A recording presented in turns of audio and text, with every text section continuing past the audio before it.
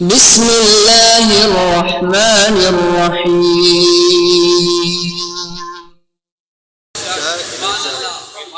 میں جہاں اپنی قوم کی اصلاح اور تربیت کا جذبہ رکھتا ہوں وہاں اپنی قوم کی برائیوں کو بیان کرنے کا بھی قائل نہیں۔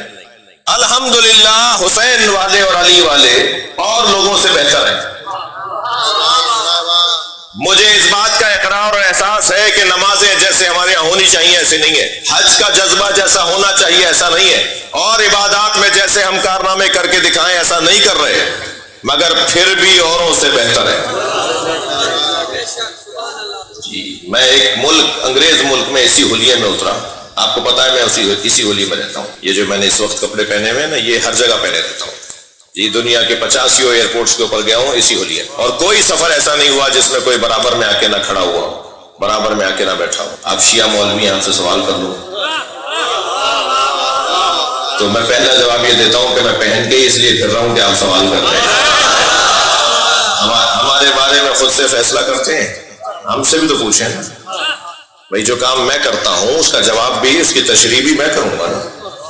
مثلا میں یا علی مدد بولتا ہوں تو یہ شرک ہے یا عین توحید ہے، اس کا جواب تو میں دوں گا نا۔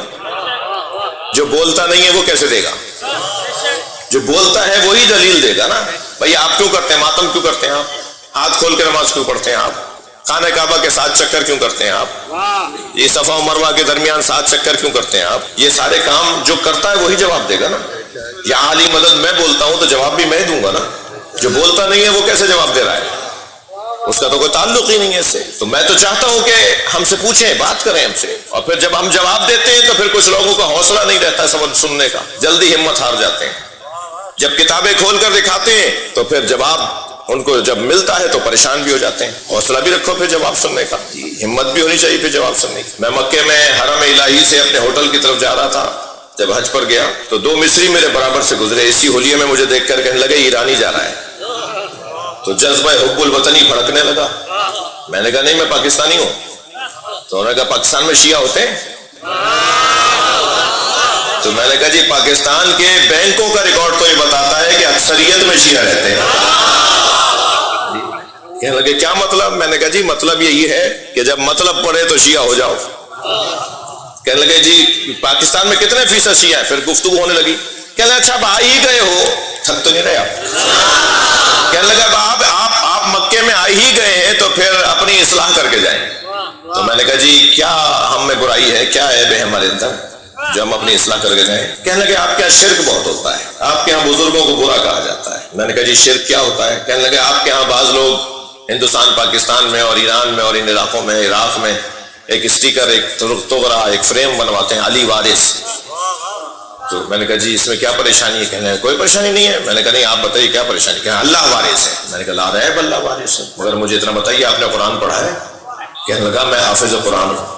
میں نے کہا میری مشکل آسان ہو جائے گی، سورہ مبارکہ ہے الانبیاء کی 105ویں آیت مجھے پڑھ کے سنائیے۔ تھوڑی دیر اس نے غور کیا اور پھر مجھے آیت پڑھ کے سنا دی، اور صحیح سنائی اس نے، جو میں چاہ رہا تھا وہی سنائی۔ میں نے کہا جی سورہ انبیاء کی 105ویں آیت کون سی ہے؟ کہنے لگا آیت یہ ہے کہ لقد كتبنا في الزبور من بعد الذکر ان الارض یرثها عبادی الصالحون۔ اللہ کہہ رہا ہے کہ ہم نے تورات، زبور، انجیل، قرآن میں لکھ دیا ہے کہ زمین کے وارث ہمارے نیک اور صالح بندے ہیں۔ میں نے کہا جی آپ نے میری مشکل آسان کر دی، آپ سے ایک علی وارث سمجھ میں نہیں آ رہا تھا، ہم 14 کو وارث مانتے ہیں۔ قرآن کی آیت ہے،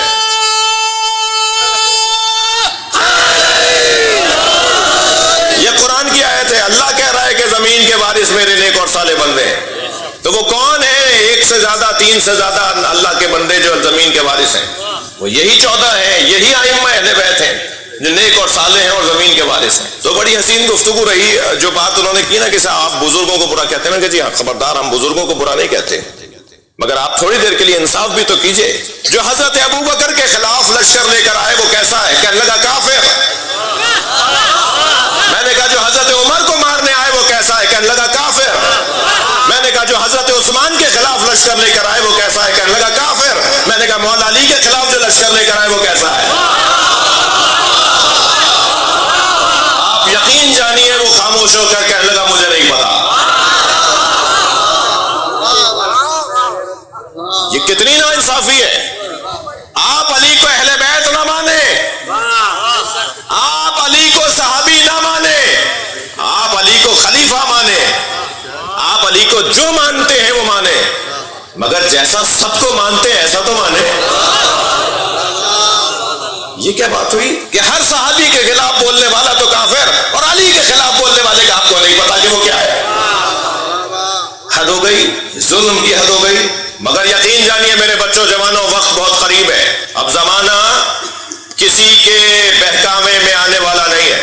آج الحمدللہ لوگوں کی معلومات میں اضافے کی وجہ سے ان کی الجھنیں دور ہو رہی ہیں. وقت بہت قریب ہے کہ علی کے دروازے پر مجمع بڑھے گا. ہمارے شہروں کے امام بارگاہ بڑے بڑے بنائے گئے تھے, اب چھوٹے ہو گئے ہیں. امام بارگاہ چھوٹے نہیں ہوئے, حسینیوں میں اضافہ ہوا. ہماری مسجدیں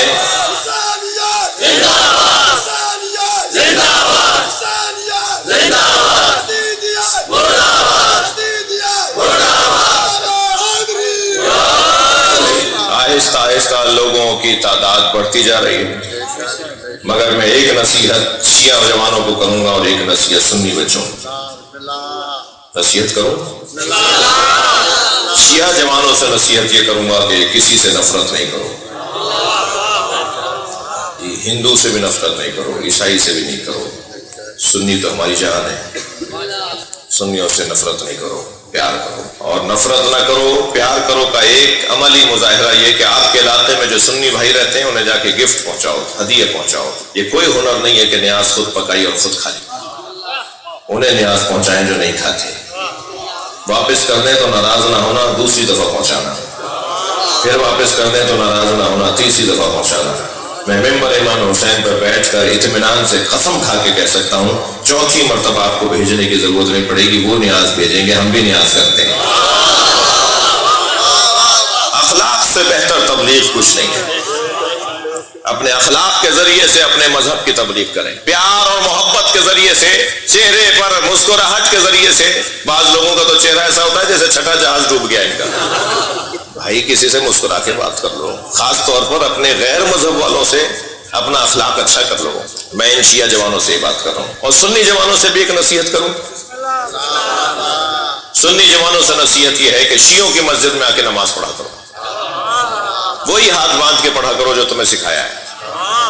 جیسا تمہارے بڑوں نے ہاتھ باندھ کے نماز پڑھنا سکھایا ہے, بغیر سجدہ کے نماز پڑھتے ہو نا, ویسے ہی پڑھو. مگر شیعہ مسجدوں میں آ کے پڑھو.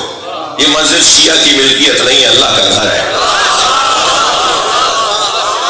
جب ہمارے ہاں ہماری انتظامی اداروں کے اندر جہاں انتظامات شیعوں کے ہیں, وہاں سنی جوان آئے گا, سنی بھائی آئیں گے تو محبتیں بڑھیں گی. اور شیعہ جوان جب سنی ہو کے جائے گا تو محبتیں بڑھیں گی. مگر ایسا نہ ہو جائے کہ سنی شیعہ ہو جائے اور شیعہ سنی ہو جائے. جی توجہ ہے بھائی, بڑے سمجھدار ہیں آپ, میری طرف سے ذرا توجہ کر لیں. ایک گردن ہلاتے ہوئے سلوات پڑھ لیں.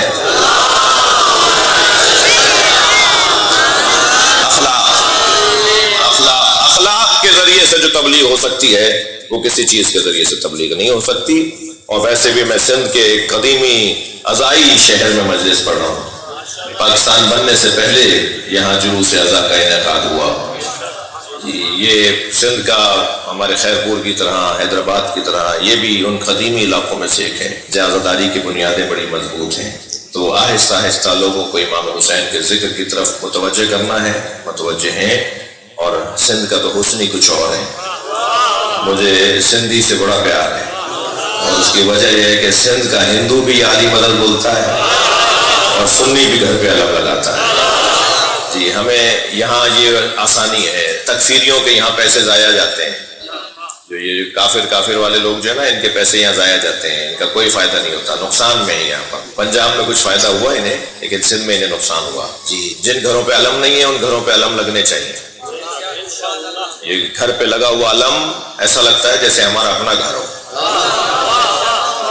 جی ہم اس گھر کا احترام بڑھا دیتے ہیں, اس کی عزت بڑھ جاتی ہے جس گھر کے چھت پہ علم لگا ہوا. یہ مولا کے نام کا, یہ مولا کی نشانی ہماری زندگی سے زیادہ ہمیں عزیز ہے. بہت دیر لگا دی میں نے آپ کو.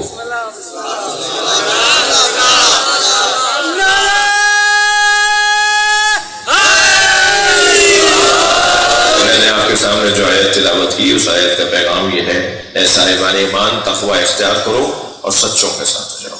سچے اس کائنات میں یہ 14 ہیں، یعنی ہم نے کوالٹی والے سچوں کی بات کی ہے، ورنہ تو ابو ذر بھی سچے ہیں، سلمان بھی سچے ہیں، مقداد بھی سچے ہیں، مگر جس درجے کے سچے یہ 14 ہیں، اس درجے کا سچا کوئی 15واں نہیں ہے۔